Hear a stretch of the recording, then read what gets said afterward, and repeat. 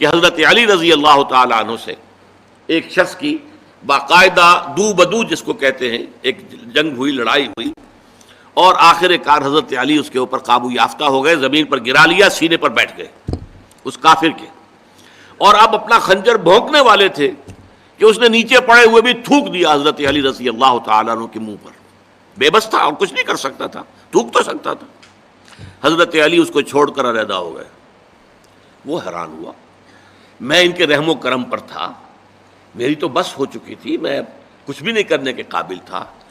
پھر میں نے، جس کو انگریزی میں کہتے ہیں to add insult to injury, میں نے ان کی توہین مزید کی کہ ان کے منہ پر تھوک دیا.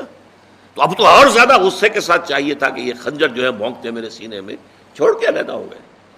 پوچھا اس نے کہ یہ کیا ماجرا ہے؟ فرمایا دیکھو میری تم سے کوئی ذاتی مخاصمت نہیں، کوئی ذاتی دشمنی نہیں، میں تمہیں اپنی کسی ذات